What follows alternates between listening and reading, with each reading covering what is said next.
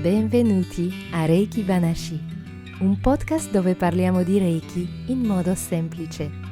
Sono Nina, praticante e insegnante Shihan di Jikiden Reiki, Reiki tradizionale giapponese, e in questo spazio vi offro riflessioni e condivisioni. Oggi ho il grande piacere di accogliere Roberto Brizzi. Roberto è un insegnante di Reiki, pratica e vive tra la Toscana e la Sardegna. Appassionato, ha studiato decine di lineaggi per amore del metodo e alla ricerca delle radici del Reiki. Pratica anche lo Shodo, l'arte della calligrafia giapponese, e parleremo anche di questo durante l'episodio. Non vedo l'ora di condividere con voi questa meravigliosa conversazione. Allora, mettetevi comodi e iniziamo. Ecco, e konnichiwa, yokoso, ciao Roberto e Ciao benvenuto su Nina, Reiki grazie. Banashi. Sono felicissima di averti con noi in questo spazio oggi e o genki desu ka? Come stai oggi? Allora, intanto grazie di questo spazio, sono molto felice di poter partecipare a questo piccolo evento, sto bene, sono molto felice e anche emozionato. Sì, ma anch'io, perché in realtà noi ci siamo visti qualche settimana fa a Eresos in Grecia, nel dojo di Arjava, per il suo ultimo seminario di Jikiden Reiki ed è stato molto molto emozionante per noi di vivere questo momento e di poterlo condividere con te. È stato veramente molto speciale anche per me e soprattutto perché sei diventato Shihan, come si dice in italiano, insegnante senior, non è senior. Sì, diciamo insegnante, non è senior, Non è mi insegnante piace perché prima questa. c'è principiante con Shihan Kakuma, Shihan. Sì, quindi a questa occasione, e come siamo pochi in Italia, era veramente bellissimo. Bellissimo. Anzi, salutiamo anche Ergiava se Sì, ci vedrà. ciao Arjava e ciao a tutti quelli che erano lì anche con noi. E allora, tu pratichi e insegni principalmente a Carrara, giusto? Sì, principalmente insegno a Carrara e poi sai che divido la mia vita tra la Toscana e la Sardegna, quindi non sono molto Esatto. lontano da te. È bellissimo, questa è stata una grande sorpresa per me e anche una grande gioia. All'inizio pensavo, ma cosa c'è qualcun altro anche qua in Sardegna? E ci siamo incontrati e da subito era come se eravamo sempre stati amici, vero? Verissimo, sì, sì, ho avuto la stessa impressione. Beh, credo che alla fine siamo un po' tutti come dire, sullo stesso cammino, no? Mm. Questo accomuna una parte della nostra anima. Esatto, ci riconosciamo e ci ritroviamo e quello è Verissimo. bellissimo.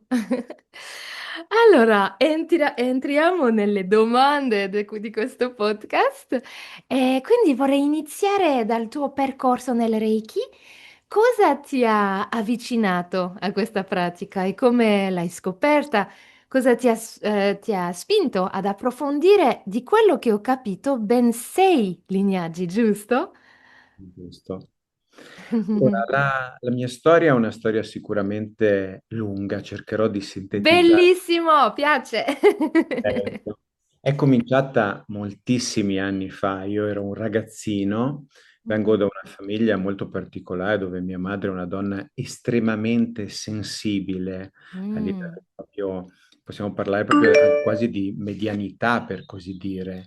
sì. Quindi la cosa è iniziata molti anni fa. Come è cominciata questa cosa? È cominciata che da bambino Mm, spesso veniva una zia, la sorella di mio padre, che lei abitava in Umbria, veniva a trovarci sì. e mi diceva sempre che ogni volta che dormiva vicino a me, le sparivano i dolori. Lei soffriva di grandi dolori Ah, ossei, diceva di sentire un grande calore E questa cosa è andata avanti per un bel po' di anni, quindi ignaro dell'energia, ignaro un po' di tutto, fin quando all'incirca avevo 14 anni, eh, il fratello di mia madre, mio zio, mi Mm, parlò un giorno di un corso di yoga, perché lui praticava yoga. ok.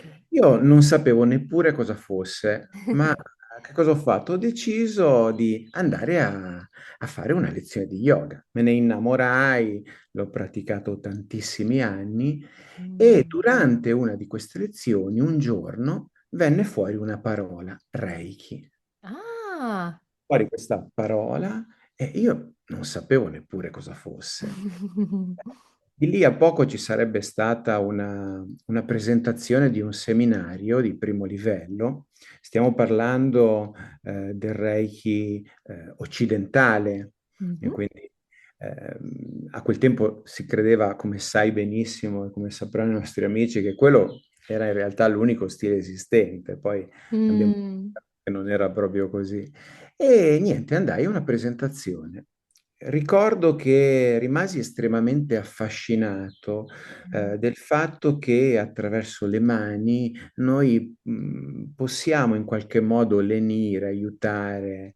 E quindi questa cosa mi piacque in modo veramente incredibile, però siccome ero un ragazzino di 14 anni, Certo. non avevo una disponibilità economica e ricordo che a quel Mm. tempo un seminario di Reiki costava ben 300.000 lire. È che io non ho avuto le lire in Svizzera, quindi non so che cosa rappresenta più o meno.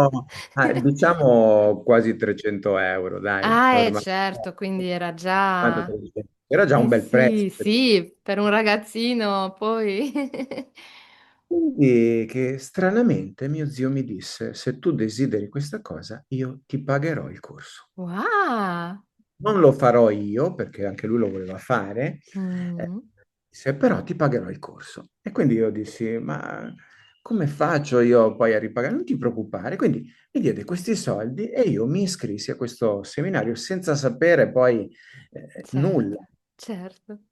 Ricordo ancora che durante il primo Reiju, che in Occidente non veniva chiamato così, ma durante la prima attivazione, Sì, sì, sì. feci un'esperienza veramente assurda.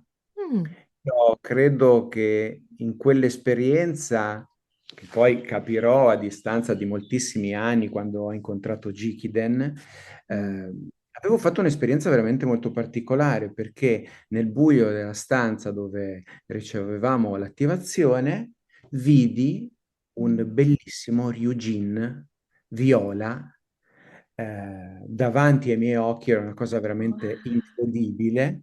Allora, E aspetta, forse spieghiamo che cos'è un Ryujin a chi non sa.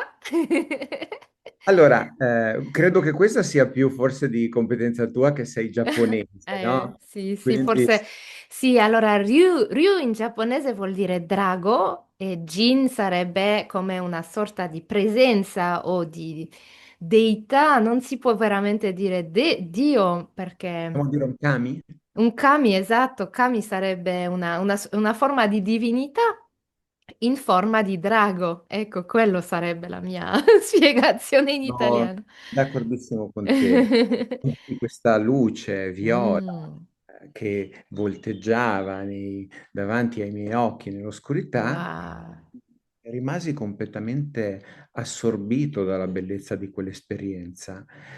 Tant'è che dopo aver ricevuto la prima attivazione, ricordo che dovevamo fare pratica, quindi cominciamo a Mm, fare il trattamento e la cosa che mi lasciò veramente sconvolto era il fatto che appena misi le mani sulla persona che stava scambiando il trattamento con me, io sentii un fuoco che mi attraversava, mm, una cosa veramente potentissima, tanto da spaventarmi. Pensa che per mm. circa 6 mesi io non ho più fatto Reiki, avevo angoscia anche a toccarmi, perché ogni volta che mi toccavo sentivo questo fluire Caldo, potente, forte, questo calore, quindi diciamo che per un po' di tempo mollai. Tra l'altro Mm. dissi, non andrò mai avanti in questa cosa perché in qualche modo, forse perché ero giovane, mi aveva un po' spaventato. Mm. era qualcosa che non potevo forse gestire. Mm.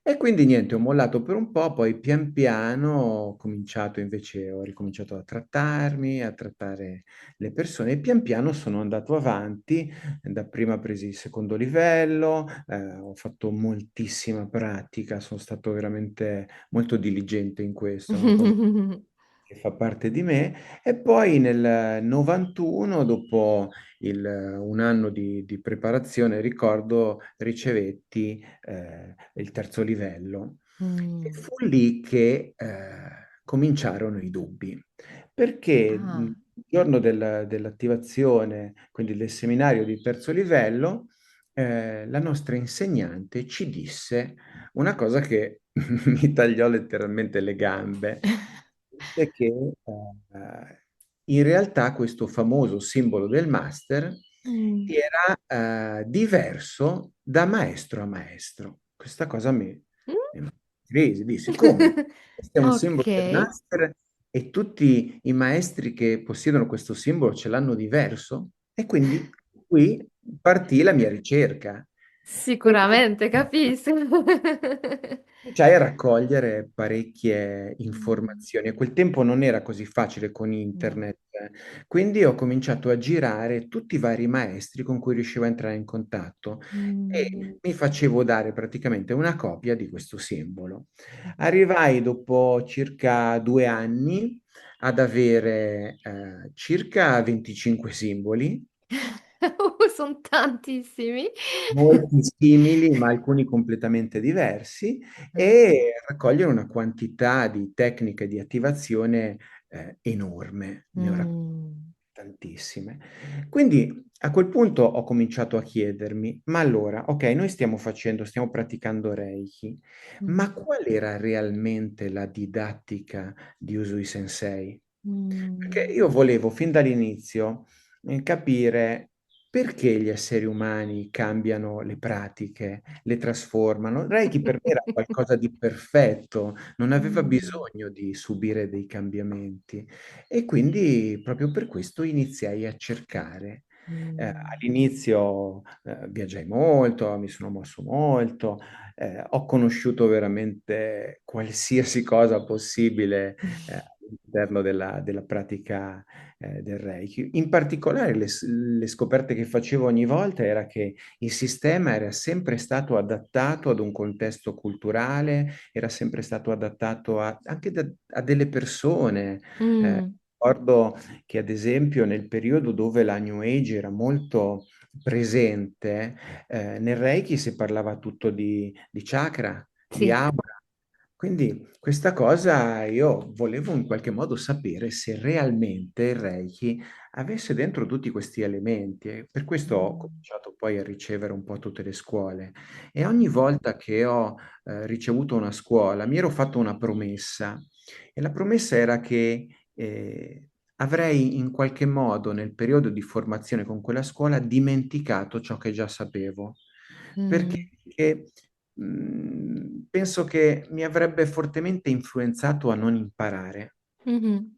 E quindi sono rimasto aperto a tutto, ho cercato sempre di ritrovare le fonti.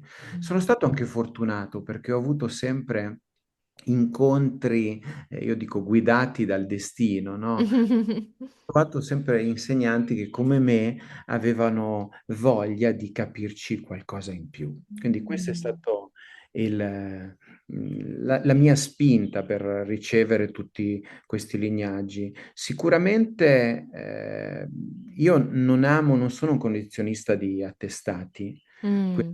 ho fatto questo per poter dire, ah, ma guarda anche a me stesso, guarda come sei bravo che hai preso tutte queste scuole. No, l'ho fatto proprio perché volevo trovare Radice. questa radice, perché credo che Usue ci abbia veramente fatto un dono incredibile. Forse non ce ne rendiamo ancora conto. Mm. Assolutamente. Wow, quindi hai veramente, sei veramente rimasto con questa apertura a, ok, vado alla ricerca e dimentico quello, non rimango completamente chiuso a un'opinione E questa è una cosa bellissima, soprattutto quando si deve ricominciare sicuramente da capo ogni volta. Mm, Credo che sia stata la spinta, io ringrazio questa mia motivazione profonda, perché senza di essa non sarei mai arrivato al Jikiden. mm, E io devo bellissimo. avere ho solo gratitudine. C'è stato dei periodi in cui sono stato molto arrabbiato, eh, Mm, perché pensavo, dicevo, ma perché non si può arrivare a lasciare il Reiki così com'è? Perché tutti devono cercare di modificarlo in qualche modo? Quindi io ho perso del tempo, mi dicevo, ho buttato mm, migliaia di euro, mm. tempo, anni di vita spesi alla ricerca di questa cosa, però poi mi sono reso conto che, vedi, tutto probabilmente fa parte di un disegno, in qualche modo il disegno mi ha portato dove volevo andare, no? Sì, sì, Sono molto sì. grato a questa cosa. Questo è bellissimo, bellissimo che lo vedi così e sicuramente sì. È proprio il cammino che ti ha arricchito anche e forse dato ancora più valore a quello che hai trovato alla fine, secondo me. Verissimo, verissimo. Che bello. E quindi, allora, esplorando così tanti lineaggi, perché immagino ci sono più di 6 a quel punto, se mi racconti così. Ho esplorato veramente tantissimo, perché poi ho preso anche tanti insegnamenti informali, quindi non ho Mh. preso solo, cioè a un certo punto non mi interessava neppure più il discorso dell'attestato, no? Io volevo conoscere, quindi ho preso un po' informazioni dappertutto e ho cercato Mh. sempre di avere però dei riscontri sulle fonti. Sì, ecco. Dove era possibile, perché poi molti non era possibile, quindi li scartavo automaticamente. Però come dici la tua prima esperienza, il primo Regio è stato comunque sconvolgente, no, quindi qualcosa anche se la forma non era più uguale a quella originale, qualcosa è rimasto e questo, ehm, mi chiedo molto spesso, sai quando si incontrano approcci così diversi però c'è sempre una fonte più o meno uguale a livello dell'energia del Reiki. Secondo te quali sono gli elementi essenziali del Reiki che rimangono invariati, al di là delle differenze tra le tecniche, i lineaggi, eccetera? Allora, sicuramente quello che hai appena citato, il fatto che Mh. l'energia è una. Mh-mh. Io in tutti gli stili che ho praticato, posso dirti che sono convinto che Reiki sia sempre Reiki. Mh. Eh, Poi le modifiche che ci facciamo sopra, allontanano un po' da quella frequenza, ma l'energia fa parte di noi, no? Quindi Mh. credo che l'elemento, se possiamo dire, in comune con tutte le scuole che ho attraversato è proprio quello che l'energia è una. Mh. E sicuramente c'è una differenza sostanziale fra i vari stili. Ad esempio, come ormai sappiamo, ci sono scuole che hanno spinto più verso la guarigione del corpo fisico, mentre altre hanno spinto più sulla guarigione dell'evoluzione spirituale, Mh-mh. Mh. il raggiungimento proprio di uno stato, quello che Usui chiama Anjin Ryumei, no? Sì. Detto in altre scuole anche Anshin Rizumei. Eh. Quindi questo stato di pace perfetta, questo stato che ci porta poi alla buddhità, no? All'illuminazione, al Mh. satori, come direbbero probabilmente i giapponesi. Quindi l'elemento sicuramente in comune in primis è l'energia. Mh. Eh, Sono arrivato a pensare dopo tanti anni che non era tanto importante lo stile che le persone praticavano, ma doveva avere però come punto di partenza un lignaggio riconosciuto, quindi doveva risalire, Mh. andando da me al mio maestro e così via, arrivare a Usui Sensei. E credo che questo sia stato un punto veramente molto trascurato in Occidente, perché ancora oggi qualcuno mi scrive ogni tanto, mi manda una mail e mi dice: Hai parlato di lignaggio, ma che cos'è un lignaggio? Ah. Quindi questa cosa è un punto un po' dolente in Occidente, è stato Sì. un po' come dire sottovalutato ed è stato Mh. anche uno dei punti che ha favorito una marea di cambiamenti sulla pratica perché tanto ognuno poteva inventare quello che voleva. Mh. Questo è una cosa che mi ha rattristato molto negli anni. Quindi Mm. l'importante, io credo che in tutte le scuole ci debba essere comunque una discendenza certa, quindi un Sì. lignaggio certo, che risalendo da noi al nostro maestro e al maestro del nostro maestro ci possa riportare verso Usui Sensei. Mm. Sicuramente poi gli elementi che rimangono invariati in tutte le scuole sono, vabbè, l'utilizzo delle mani in primis, perché tutte le scuole usano le mani Almeno principalmente. quello. Lo diciamo che è rimasto un punto Invariato. in comune. Un altro punto in comune è sicuramente quello dell'utilizzo dei simboli, Mm. perché bene o male, al di là che i simboli siano stati modificati oppure ne trovai completamente cambiati o Mm. inventati di nuovi, comunque in tutti i sistemi, in tutti i lignaggi c'è l'utilizzo dei simboli. Mm. Quindi questo è un altro elemento che secondo me è rimasto presente un po' in tutti i lignaggi. Peccato che ci siano state delle variazioni significative. Molto spesso, guarda, io credo che le variazioni siano state date anche dall'incapacità delle persone di ricordare ciò che avevano imparato, perché io ricordo che quando io ricevetti il primo livello, il secondo livello, scusa, Sì. ti facevano scrivere i simboli sulla carta, tu li provavi una giornata e poi li bruciavi, quindi arrivavi a casa che Eh. avevi solo ciò che ricordavi. Mm. E sappiamo che la mente umana è un po' fallace, quindi a un certo punto molte persone hanno dimenticato simboli. Sì. Succede anche oggi, anche Mm. nonostante molte scuole li riportino scritti e li mantengano a casa, molte persone li dimenticano. Però devo dire Mm. che quello è un elemento che è rimasto presente un po' in tutte le scuole. Un Mm. altro punto che ho trovato in comune sicuramente è quello dei Gokai, quindi Mm. cinque Bello. principi. Vi è da dire che però la differenza sostanziale fra le scuole orientali, quindi giapponesi, e quella occidentale è che nelle scuole occidentali sono praticamente spariti. Si citano, di solito i lignaggi che arrivano dall'America vengono citati con traduzioni ovviamente Mm. di lingua americana, quindi inglese, ma si è persa l'essenza proprio della lingua giapponese, no? Eh. E sono convinto che il potere della parola Sì. nasca proprio dal mantenere la lingua originale con cui erano pronunciati, con cui sono stati scritti. Quindi credo che questo sia un Assolutamente. punto importante. E guarda, oggi io mi batto molto con i miei allievi su questa cosa, no? Praticate in giapponese i Sì. Gokai, perché sono nati così, il loro potere è lì, in quella lingua, in quel suono, Sì. in quella forma. Quindi credo che questo è un punto che purtroppo è stato trascurato, ma eh, forse anche per ignoranza, no? Perché come tu Mm. sai, molte persone hanno mollato varie pratiche all'interno del Reiki tradizionale perché? Perché era difficile usare il giapponese.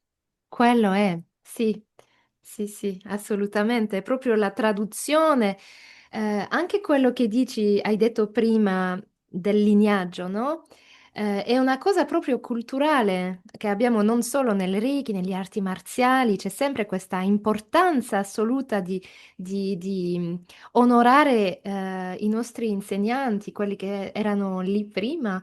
E credo la stessa cosa anche per la lingua, cioè per noi il suono è così importante e purtroppo forse non è una cosa che si può insegnare subito in un'altra cultura. È un po' peccato, è quello che cerchiamo, io e te credo almeno, di portare con noi, vero? Io, guarda, amo profondamente il giapponese per tutta una serie di motivi, ma credo proprio, visto che Reiki arriva dal Giappone, arriva da Usui Sensei che era giapponese, credo che sia anche una forma per onorare anche il maestro. Sì. Quindi credo che sia molto importante. Io, guarda, con i miei amici allievi, sono più amici che allievi, ho un'idea dell'insegnamento molto particolare. Cerco di farglieli imparare subito in giapponese e gli dico: non mollateli, non Mm. traduceteli in italiano. Sì, comprendetene il significato, ma continuate Esatto. a praticarli in giapponese perché lì sta il suo potere, il loro potere è proprio nella lingua.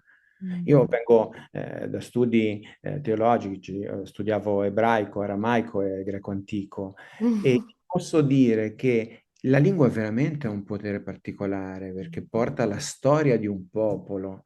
Quindi ci credo molto nel mantenere il giapponese all'interno della pratica del Reiki.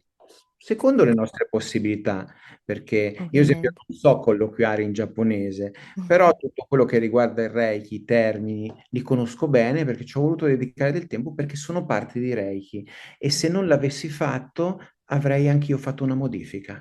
Esatto, bravissimo. Quello è un punto veramente essenziale del rispetto della pratica, almeno al punto di vista giapponese, non si tocca l'insegnamento per rispetto proprio, non sai, molto spesso diciamo durante i trattamenti lasciamo il Reiki fare, non ci mettiamo nel mezzo. È la stessa cosa per l'insegnamento. Quello Verissimo, è. verissimo. Vero? Sono dei tramiti, no? Siamo Esatto. dei tramiti. Mm. E comunque credo, ad esempio, un'altra cosa che ho notato che è rimasta un po' in comune a tutti, sicuramente i regi o le attivazioni, quindi al di là delle differenze, però il rituale è rimasto all'interno Mm. dei vari lignaggi. E un altro punto sicuramente è quello dell'apprendimento per step, no? Mm. Perché fino a tanti anni fa l'apprendimento era primo, secondo insieme e poi Mm. terzo livello, mentre oggi tu sai benissimo che si può prendere 10 livelli in un colpo solo e Eh. anche online, che questa cosa mi ha sempre lasciato molto perplesso, no? Mm. Capisco, Reiki secondo me è qualcosa a contatto, no? Sì, È a te. Quindi sì, penso che sia molto importante la presenza di un insegnante che ci guidi, perché poi alla fine non è fare il seminario di 2 giorni, 3 giorni, cinque mm, giorni e mollare lì. È mm, importante avere un punto di riferimento quando tu hai un dubbio, sapere che ti puoi affidare a qualcuno che ci è passato prima di te e ti può es- aiutare. esatto, esatto, per aiutarti a integrare quello che, cioè ovviamente in 5 giorni sono tante informazioni, è tanto. Infatti mi piace molto questa cosa di Jikiden del ripetere, Sì. perché ti rendi conto che noi siamo esseri fallaci, dimentichiamo una marea di cose, quindi Mm. secondo me anche ripetere è una cosa assolutamente positiva. Esatto. E come dicono i Gokai Kyoda Kewa, quindi ogni giorno sei una persona diversa, forse quel giorno integri qualcosa, capisci qualcosa in un certo livello, poi forse con un po' più di pratica lo integri in un altro modo, no? Vero, Eh, sì, Io assolutamente. ripeto ancora tantissimo, non c'ho più spazio nella mia carta dello studente. È importantissimo, credo. Non finiamo mai di imparare, vero? Sì, credo che anch'io penso che non arriviamo mai No. sulla cima della montagna, ma è importante che la stiamo comunque percorrendo, no? E dovremmo essere Esatto. grati di quello, ma non è per fare della retorica o per fare del falso moralismo. Mm. Credo che una cosa che a noi occidentali manchi sia l'umiltà di ricordarci che noi non siamo maestri di una pratica come Reiki. Noi siamo Mm. insegnanti di quella pratica, i maestri sono Usui Sensei, Ayashi Sensei, Chiyoko Sensei, noi siamo solo degli insegnanti. Insegnanti, Credo che questa è una bravissimi. cosa che dovremmo lavorarci un Mm. po' tutti. Infatti molto spesso, almeno la mia madre quando ha iniziato il Reiki mi diceva, ma perché si chiamano master? Mm. Master di Reiki. Avevo difficoltà a spiegarli. Eh E sì, perché? questa traduzione di maestro, che poi, ti ho detto, non, è qualcosa di, secondo me, di molto occidentale, no? Mm, Perché anche il titolo di sensei in Giappone non è una cosa che viene data mm, soltanto, cioè venduta in un seminario, no? mm, Il sensei è colui che ha fatto un'esperienza vera. Mi piace pensare un sensei come colui che attraversa un fiume e poi torna indietro, no? E questa metafora per dirti il fiume della vita, no? L'ha attraversato in Mhm. qualche modo ed è tornato per darci degli insegnamenti, ma non si può, secondo me, diventare dei sensei con la nostra barchetta. E più che altro il sensei non si chiama mai sensei lui stesso. E questo è proprio un segno enorme di umiltà che ti fa capire quanto è veramente un sensei. Vero? Che bello. E quindi tu oggi, dopo aver studiato così tanti approcci, insegni il Jikiden Reiki e insegni, condividi anche tecniche provenienti dall'associazione, giusto? Fondata da Usui Sensei, la Usui Sensei, Usui Reiki Ryoho Gakkai, molto lunga, la Gakkai per gli amici. E se ti fa piacere, ci racconti cosa ti ha portato a questa scelta? È molto interessante per me sapere. Certo, allora, sicuramente in tutte le scuole che ho bazzicato, che ho attraversato, ho trovato delle pratiche che erano in comune, Mm, perché ci sono molte pratiche, soprattutto all'interno delle scuole giapponesi, ci sono molte pratiche in comune. Quindi erano pratiche comunque che Usui probabilmente aveva trasmesso, mm, possiamo dire abbastanza con certezza, perché oggi sappiamo, grazie anche al lavoro importante che ha fatto Arjava, mm, abbiamo molte più notizie di quello che era un tempo. Quindi la mia scelta è stata quella a un certo punto di dire, intanto di escludere tutte quelle pratiche che erano presenti all'interno delle varie scuole soltanto una volta. mm, Perché mi sembrava strano ci fosse una tecnica all'interno di una scuola, ma non fosse presente in tutte le altre, nonostante mm, arrivassero tutte dallo stesso lignaggio. Il lignaggio che noi abbiamo in Occidente, come tu ben sai, è quello di Ayashi Sensei, mm. sia per Takata Sensei, quindi per il Esatto. diciamo, occidentale, sia per tutte le altre scuole giapponesi.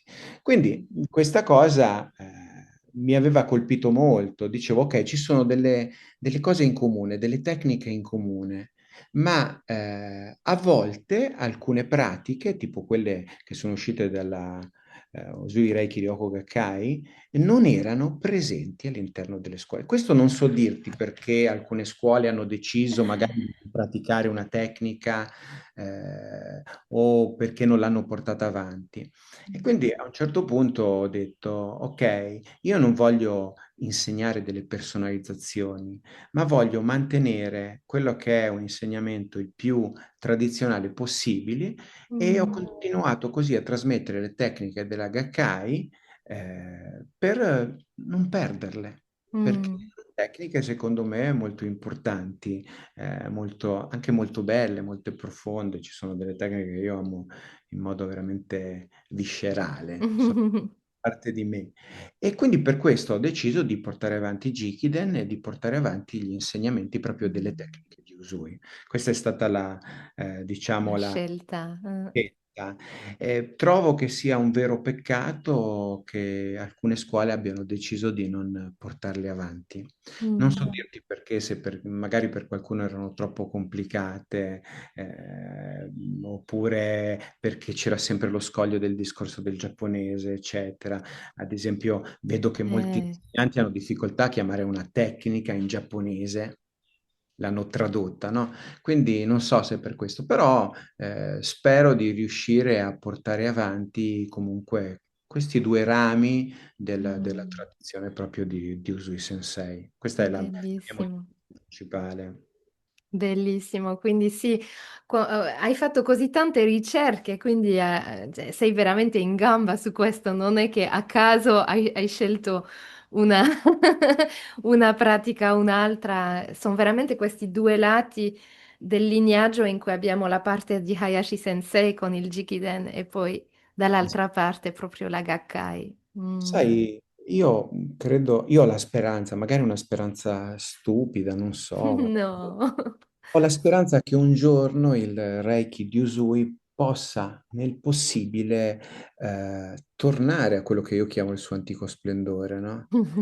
perché sono convinto che Usui ha dato veramente molti insegnamenti e chissà in che modo trasmetteva, perché a volte ho avuto anche il pensiero che magari a qualcuno insegnava una cosa perché non era in grado di capirla in un altro modo, no? Quindi questo probabilmente è anche Mm. uno dei motivi per cui alcune tecniche hanno delle varianti. Mm. Quindi non lo so, è un'ipotesi, la verità non Sì. ce l'ho, non ce l'avremo mai, però ho la speranza che pian piano si riesca a riottenere nel possibile quella bellissima pratica che Usui ci ha regalato. Che bello. E sì, sì, sicuramente, mi rendo conto che, praticando tra gli anni non sappiamo mai veramente, ma l'importante è di continuare a praticare, perché vediamo i benefici della pratica, anche se è stata un pochino non è forse quella originale, originale che sappiamo esattamente. Arriverà forse un giorno, forse no, ma ci fa del bene già. Vero. Però per rispetto siamo curiosi, eh? Eh, Per... L'essere umano è un essere molto curioso. Quello sì, quello sì, che bello. Capisco meglio la tua scelta e anche perché è bello onorare anche queste ricerche che hai fatto per tutti questi anni, quindi bellissimo. Bello. E ho un'altra domanda per te perché oltre al Reiki pratichi anche lo Shodo, che è l'arte giapponese della calligrafia, se lo posso dire così. Forse potresti spiegarla in modo semplice a chi non la conosce, in che cosa consiste. Certo. Allora, come hai appena detto, la parola shodo, allora, è composta da due kanji giapponesi, Mm. sho e do. Sho sta per scrittura e do sta per via, no? La via della Mm, mm, scrittura. mm, Oggi diciamo lo shodo come una forma d'arte, perché mm, ha un aspetto estremamente artistico, no? È anche una forma d'arte, ma è qualcosa di più, non è mm, soltanto una forma d'arte. Credo che, guarda, il lavorare da 35 anni con il Reiki mi abbia permesso di comprendere molto meglio l'arte della calligrafia, mm. che non è solo lo scrivere bene, perché molti fraintendono, pensano che lo shodo sia lo scrivere bene nei vari stili, quindi Kaisho, Sosho, Reisho, Tensho, eccetera. Quindi non è solo quello, è veramente qualcosa di estremamente profondo, è una vera e propria meditazione. Noi Mm, sappiamo oggi che anticamente addirittura alcuni samurai praticavano la calligrafia, quindi questo ci fa vedere che è qualcosa di veramente profondo. mm, La cosa bella dello shodo è che richiede, secondo me, un ascolto assoluto della nostra energia, cioè richiede l'ascolto del chi, no? Eh, mm. e quando scrivo, una cosa che mi meraviglia sempre, il mio pennello è perturbato proprio dal movimento della mia energia. Quando, ad esempio, sono Oh. proprio nervoso perché so che devo dare un esame di calligrafia dove sto cercando di completare la tavola che il mio sensei mi ha dato, e lì mi rendo conto che quel pennello manifesta la mia energia, allora il tratto cambia. Non Ah. scrivo più allo stesso modo, mentre quando sono completamente presente nel qui e ora, allora il pennello e il corpo sono una cosa sola.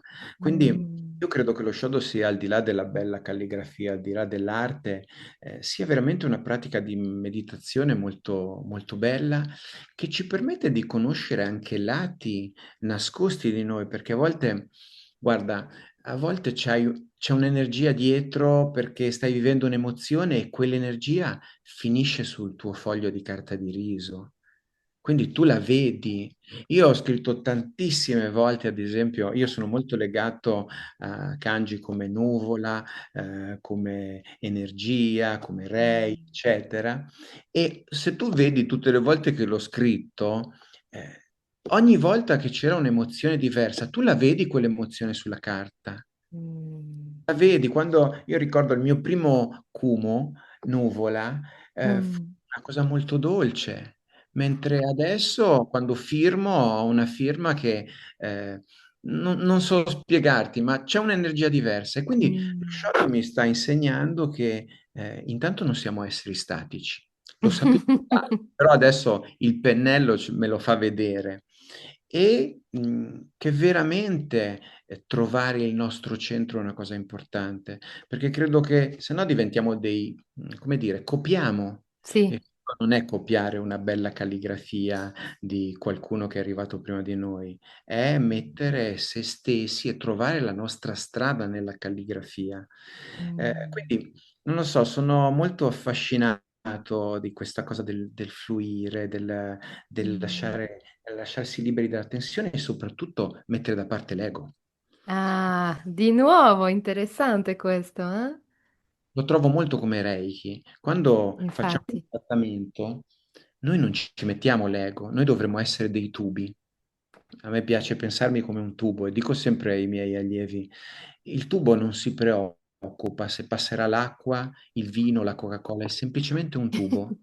Noi dovremmo essere dei tubi, visto siamo i contenitori, il contenitore in qualche modo cede qualcosa Mm. all'energia, secondo me l'obiettivo più alto sarebbe quello di imparare ad essere dei tubi, cioè smettere di intervenire attraverso il nostro ego.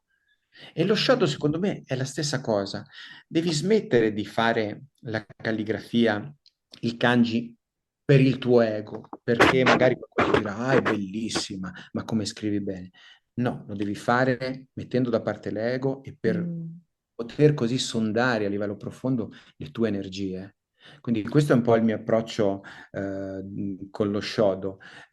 Sicuramente è un'altra delle pratiche di cui sono profondamente innamorato e Bellissimo. spero di riuscire a andare avanti. Sta diventando sempre più difficile perché poi ci sono da fare gli esami, noi mandiamo gli esami in Giappone, il maestro è giapponese, si chiama Norio Nagayama, Mm. e, però mi piace molto perché mi sta Mm. facendo, lo trovo molto vicino all'atteggiamento mentale che ho durante i trattamenti di Reiki. Ecco, sì, quindi ci sono per forza delle risonanze tra il Reiki e il Shodo, che era una domanda che ti voleva fare, ma credo che è proprio quello che hai spiegato benissimo, quel vuoto che creiamo per lasciare passare qualcosa che sia un elemento, l'energia, l'emozione, ma è proprio essere nel momento presente che ti crea questo vuoto, giusto?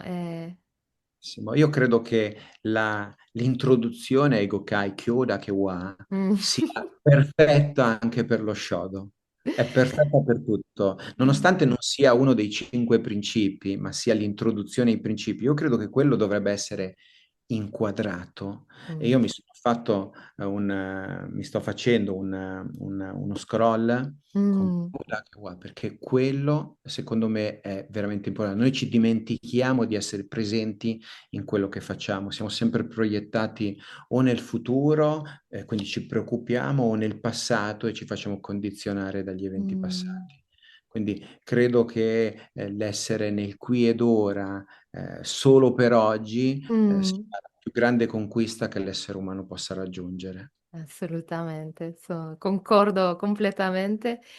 E sì, quindi sono due pratiche che veramente si raggiungono completamente, si arricchiscono forse anche l'una dell'altra. Non so se hai sentito ogni tanto dire, ah sì, quello del Shodo lo posso portare con me nel Reiki e viceversa. Sì, sicuramente è stato strano, anche il mio nome da calligrafo, sai che è molto strano, no? È collegato stranamente anche al Alla Reiki. Reiki. Mm. Questa qua mi ha veramente colpito, mi ha Mm. veramente colpito. Penso che siano tutte pratiche che ci possano in qualche modo portare verso questa, l'abbiamo citata prima, questo Anjin Ryumei, no? Questa stato Mm. di mente pacifica, mente che non viene turbata da nulla. Quindi Mm. Niente, io sono veramente innamorato anche dello shodo e spero di continuare, poter continuare a praticarlo. Richiede un bel po' di tempo, però ti devo dire che anche quando passo magari 3-4 giorni, uno degli ultimi incontri che abbiamo fatto siamo stati 4 giorni, tutti i giorni a praticare, però Bellissimo. sembra veramente che passi un secondo e la stessa sensazione ce l'ho quando faccio trattamenti. Sono stati periodi della mia vita dove ho fatto anche 7-8 trattamenti in un giorno. È tanto. Ti posso dire che, a parte non mi ha mai pesato, Mm, ma soprattutto non mi sono mai reso conto del tempo che passava. E mm, questa è una cosa strana per me, perché io sono uno che ha sempre cercato, anche da ragazzo, di controllare tutto. mm. Sono stato un grande controllore, la mia mente è stata una di quelle, io devo capire, devo... Vorrei che a un certo punto, e così con lo show, ho mollato. Bellissimo. Quindi c'è questo momento in cui si scioglie il tempo anche e non esiste più. Che bello. Bellissimo. Grazie per le tue risposte che veramente cioè, non mi aspettavo. Mi Perché aspettavo, ma non mi aspettavo. Non so come spiegarti, ma sì, credo che non c'è niente a caso, no? Queste pratiche che arrivano a noi e che comunque creano più o meno lo stesso effetto dentro di noi. È come se c'è qualcosa che si si raggiunge. sì. Sai, Mm. la cosa molto bella per me, che devo dire grazie allo Shodo per questo, è il fatto che oggi mi permette di sapere bene l'origine, ad esempio, del kanji, che è, non lo so, sui Gokai, all'interno dei Gokai o all'interno delle altre pratiche che conosciamo. Quindi Mm. questa cosa mi ha veramente affascinato in modo incredibile e dico sempre che qualche kami, qualche divinità mi ha in questo senso perché mi ha sempre fatto trovare qualcuno che potesse aiutarmi nell'imparare Mm. e indirettamente anche avere risposte su magari altri percorsi che stavo facendo. Quindi lo shadow mi sta aiutando molto perché adesso riesco un po' di più a capire anche il potere che sta dietro la parola. Scopri Assolutamente. il Gokai, no? Adesso Sì, lo capisco. Prima era solo un segno messo sì, sulla carta. sì. Adesso so che quel segno ha una storia, è iniziato tanto tempo prima, ha subito delle variazioni, da Mm. cosa è nato. Questo secondo me è un grande arricchimento all'interno della pratica del Reiki per me. Assolutamente, credo, ma io come sono per metà giapponese, avevo già questa parte, anche se non conosco tutti i kanji, non sono, purtroppo, non ho vissuto lì per abbastanza tempo, per poter integrare tutti i kanji come una persona che è proprio native, come si dice in italiano. Nativa proprio della... Esatto, però s- sì, come i kanji arrivano delle immagini, no? Sì, Già da qui non stiamo parlando di riprodurre solo un suono o una lettera, ma c'è proprio quasi della poesia che trasmettiamo attraverso i gesti che sono rimasti con delle tracce di queste immagini. E trovo bellissimo, soprattutto quando studiamo e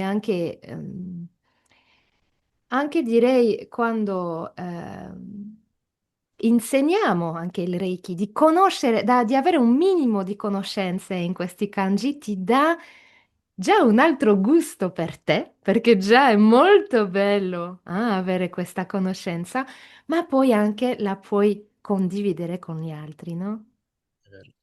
È Mm, verissimo, quello che dici è verissimo. Poi mettici un altro aspetto, il fatto, guarda, in piccolo la bellissima pergamena che è lo scroll che hai tu dietro, no? mm, Io ho notato questa cosa, che quando tu scrivi un kanji, non so, a volte scrivi il kanji di amore, quel mm. kanji trasmette un'energia. Quando tu Mm, la prendi in casa, tu la senti quella sì, frequenza, ha sì, un sì. potere. Quindi credo che anche per ritornare al Reiki, noi non dobbiamo perdere i Gokai, anche vedere come sono scritti, perché Mm, hanno un potere tutto loro e secondo me questo potere va conservato, fa parte del Reiki, che il Reiki poi esatto. ci insegna che tutto è energia, no? Mm, assolutamente.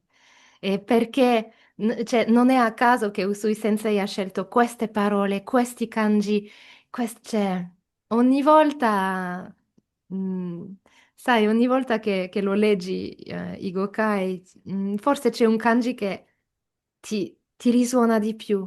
È proprio un dono, come hai detto tu. È Bellissimo. verissimo, molto bello. Credo che siamo molto fortunati ad aver avuto la possibilità in questa vita di Mm, incontrare il Reiki. Io sono molto assolutamente. grato. Kansha shite, io ci credo molto. Kansas te. Assolutamente, Sì. assolutamente.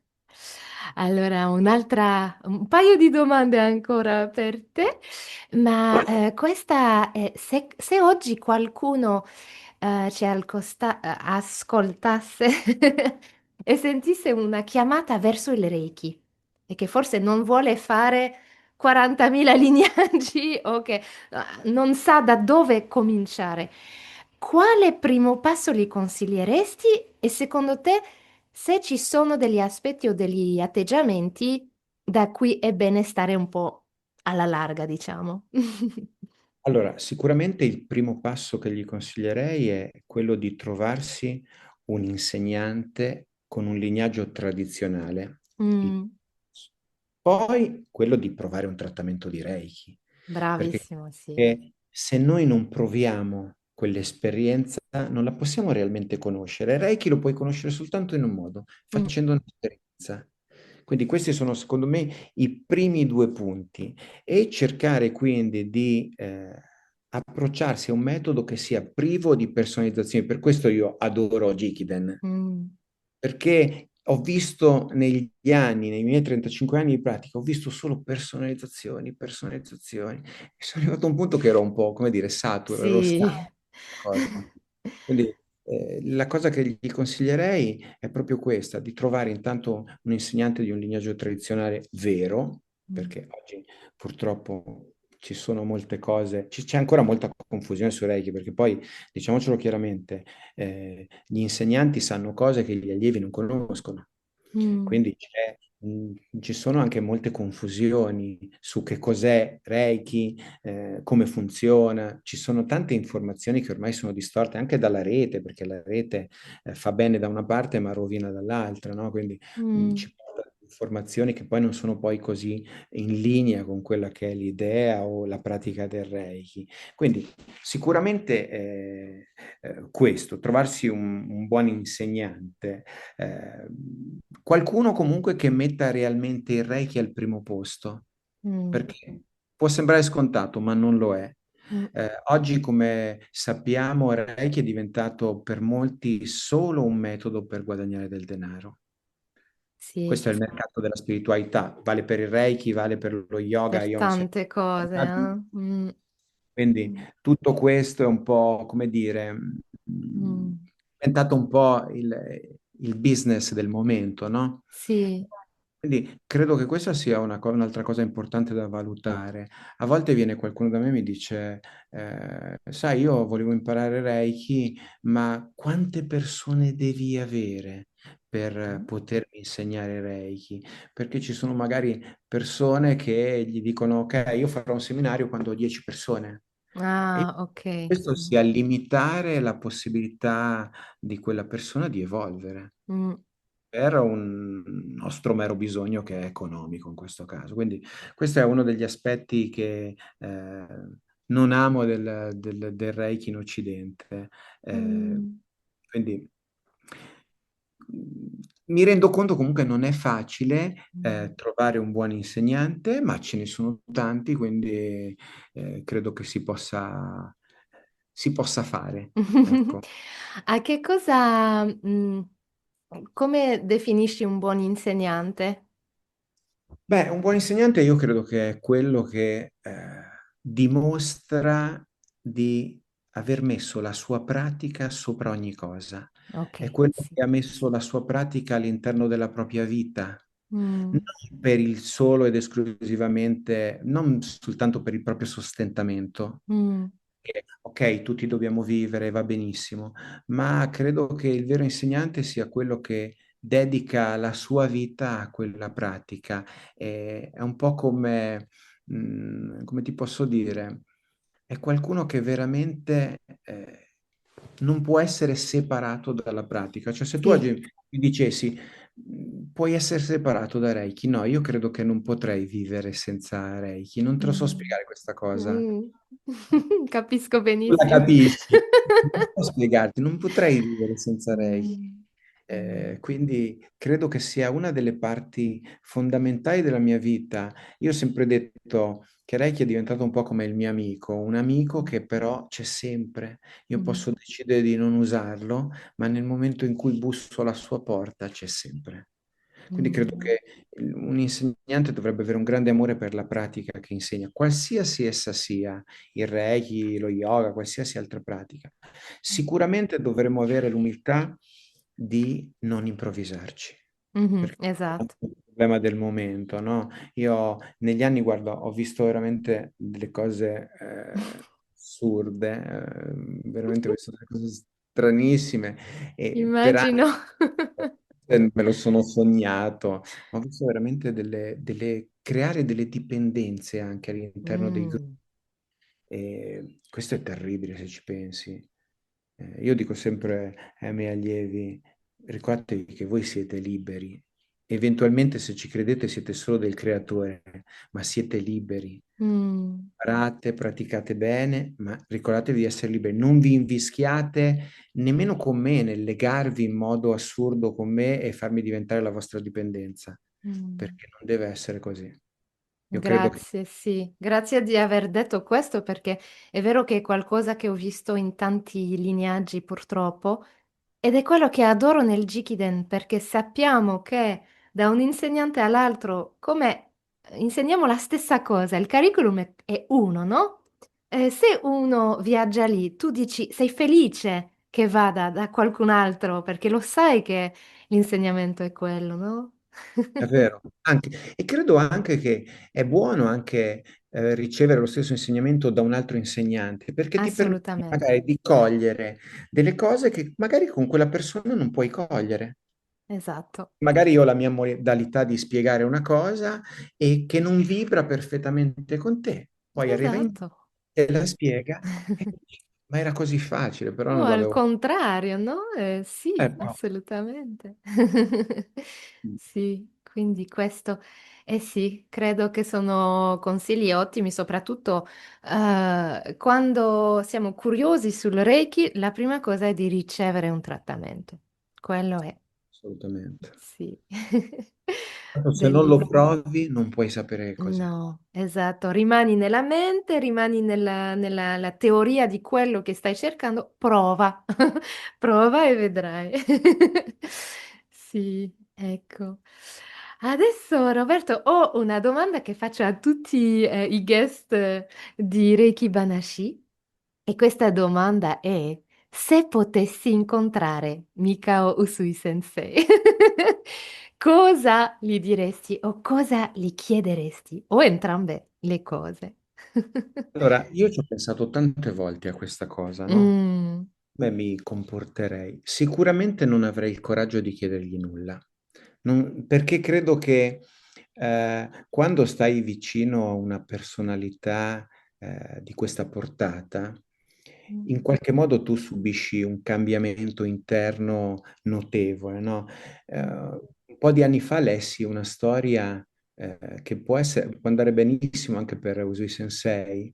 Lessi che c'erano delle persone che erano andate dall'imperatore Meiji e quando erano in sua presenza uno disse io avevo ricevuto, è come se avessi ricevuto un Reiju. mm, Quindi c'era una vera trasmissione di energia fra l'imperatore, che era un uomo sicuramente di grande elevatezza, e il suo interlocutore. E credo che nel momento in cui, se se potessi incontrare Usui, credo che non gli direi niente, perché credo in ogni caso che in qualche modo mi cambierebbe.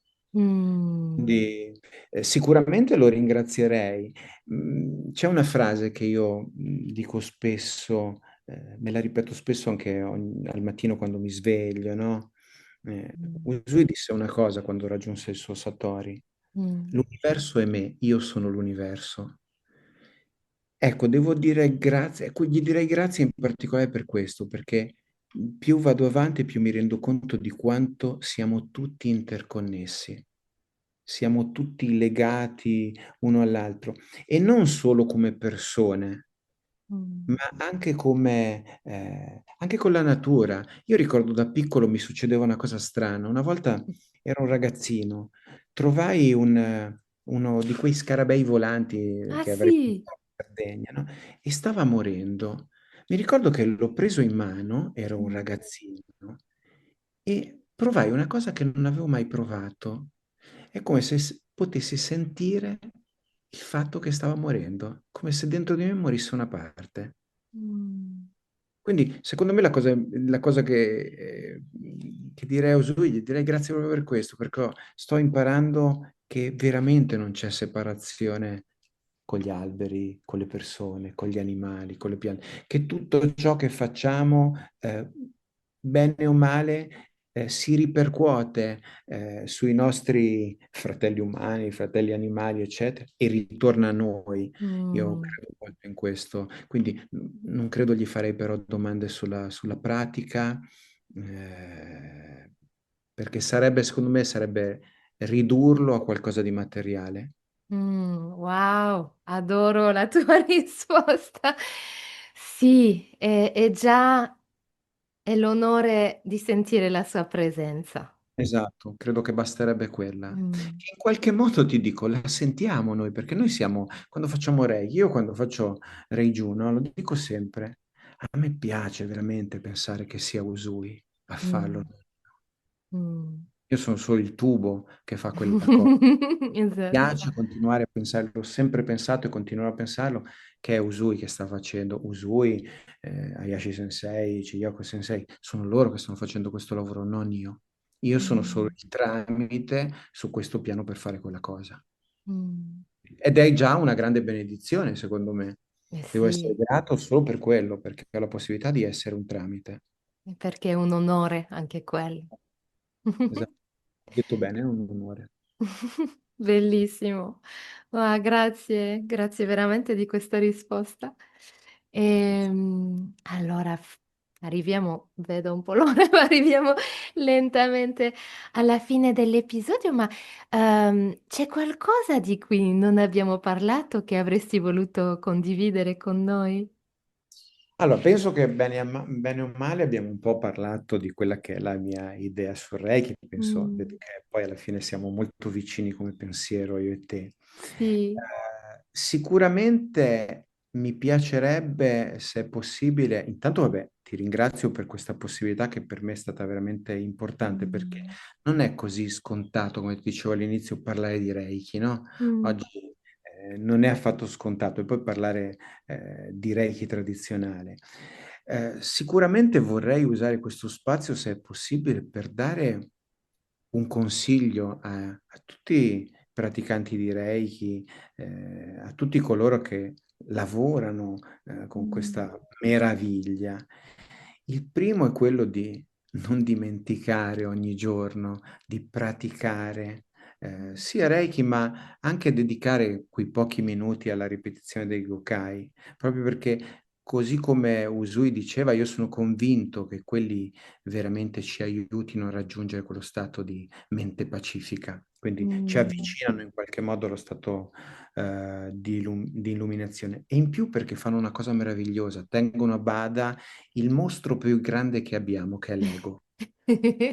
Quindi, L'ego e la mente. l'ego è quello che ci fa dimenticare che siamo parte del tutto, no? Mh. E Crea la quindi separazione proprio, eh?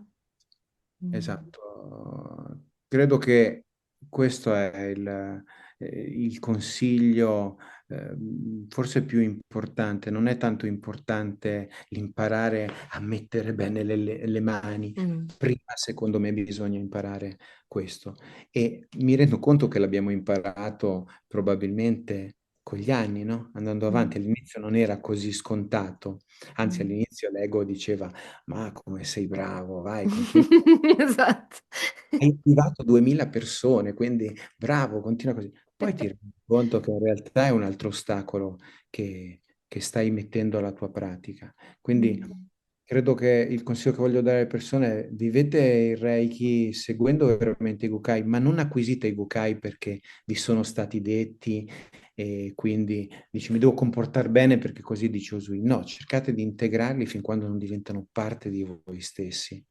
Perché dire per oggi non mi arrabbio e poi continuare verso non serve a niente. Quindi bisogna integrarli alla fine. Ed è forse il gradino più importante della pratica del Reiki. Io ho messo nell'insegnamento, dedico molto tempo ai Gokai. mm, Ci dedico veramente molto tempo perché per me sono stati veramente importanti, mm. ma non solo nella pratica del Reiki, ma proprio nella pratica della vita. Ho visto negli anni cose veramente stranissime. Ho incontrato, no, se vuoi te ne racconto due velocissime. Sì, sì. Anni fa andai alla presentazione di un libro sul Reiki. Ricordo che mi sedetti in fondo, in ultima fila, ad ascoltare questa conferenza, che di Reiki tradizionale poi non aveva assolutamente niente. Mm, Quando uscimmo, si avvicinò a me un signore, mm. disse, siccome conoscevo una mia amica, mi disse, ho saputo che tu sei un insegnante di Reiki. Io dissi, Mm. sì. Guarda, io ho un problema. Io dissi, qual è il problema? Io ho ricevuto Reiki, ho ricevuto il terzo livello, però mi è stato dato un mezzo simbolo e se voglio ricevere l'altra metà del simbolo dovrò pagare 10 milioni, a quel tempo erano. Oh. La cosa mi devastò, mi ricordo che presi un pezzo di carta, gli dissi, fammi vedere qual è il pezzo del Mm. simbolo che hai. Era il simbolo che arrivava dalle variazioni del lignaggio di Takata e io cosa ho fatto? Gli scrissi l'altra parte e gli dissi, questo è il simbolo intero. Non permettere mai a nessuno di tenerti legato. Mm. Me ne sono capitate veramente tante. Ho conosciuto persone, ad esempio, a cui non veniva insegnato, non venivano insegnate alcune tecniche del secondo livello, in particolare il trattamento per le abitudini non volute, Sì. perché l'insegnante riteneva che quella persona non era all'altezza. Quindi siamo molto lontani dai Gokai. Eh sì, vedi, si ritorna. Cos'è che fa questo l'ego? Esatto. Solo Sì, ego. sì, credo che è molto importante quello che hai condiviso, perché proprio i Gokai sono un po' la nostra colonna vertebrale, è il nostro centro. Se non hai questa centratura, che sarebbe proprio la tua guida, la tua mappa verso la felicità, come diceva Usui Sensei, come vuoi mettere le mani, fare tutte le tecniche che vuoi, ma se non hai questo centro, Vero. credo che non ha lo stesso mm, gusto, valore. Hai ragione. Beh, Bene. speriamo di riuscire a mantenerlo ancora. Io dico sempre, perché poi è un Mm. lavoro a cui siamo soggetti anche noi, no? Ah, Quindi certo. un lavoro continuo, speriamo di continuare a essere, come dire, liberi da noi stessi, perché questo Sì. poi è il grande problema.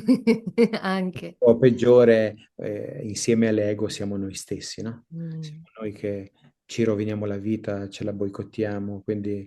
E mm, credo che il Reiki veramente sia uno strumento che può cambiare la nostra vita. A me l'ha cambiata, mm, sicuramente in meglio. Al di là anche dell'esperienza, come tu sai, io sono guarito da una cosa inguaribile e devo dire mm, grazie a Reiki.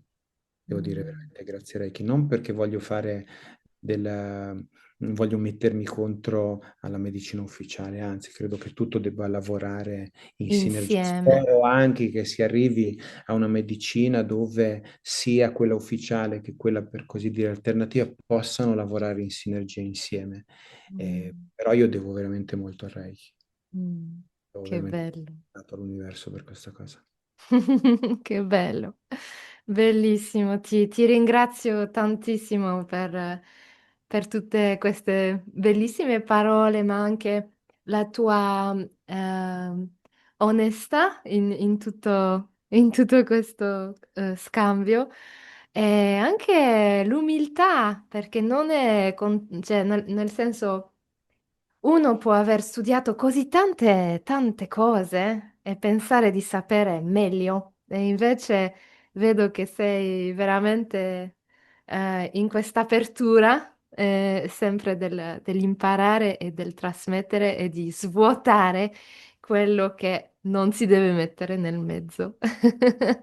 Ti ringrazio Grazie. di questo. Grazie. Allora, forse prima di salutarci e dire bye bye matane, come diciamo in giapponese, dove possiamo trovarti se vogliamo saperne di più sul tuo lavoro, contattarti? Ho visto hai un bellissimo sito, forse lo condividiamo.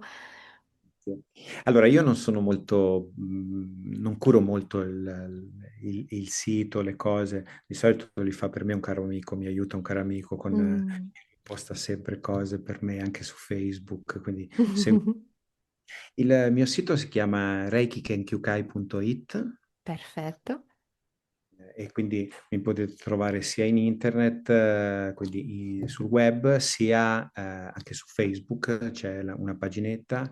Ogni Ok. tanto posto qualche articolo, cerco sempre di non spingermi troppo in là perché credo molto nel rispetto, ad esempio, non pubblico simboli, non pubblico No, pratiche perché sono assolutamente contrario a questo tipo di certo. cose. Sì, sì, Però sì. se volete scrivermi anche solo per un saluto mi fa assolutamente piacere. E sono sempre disponibile anche per un bello scambio fra praticanti Reiki, che mi fa sempre piacere. Bellissimo. Perfetto, allora inserisco i link sotto così possiamo direttamente vedere il tuo sito da questi link. Allora, ecco Roberto, arriviamo alla fine del nostro episodio di oggi. Ti ringrazio tantissimo ancora e spero di vederti presto. Ci vediamo Intanto siamo, prestissimo. siamo vicini, adesso non vedo l'ora di ritrovarti e praticare con te in Sardegna. Ci vedremo prestissimo. Grazie. Arigatou gozaimashita, grazie. Ciao Bye ciao. bye. Grazie per l'ascolto e ancora grazie di cuore a Roberto. Se volete continuare a esplorare questi argomenti con me, potete trovarmi su Instagram o sul mio sito web. E se volete approfondire o saperne di più, tutti i link sono nelle note di questo episodio. Ci sentiamo presto e nel frattempo prendetevi cura di voi. Arigatou gozaimashita.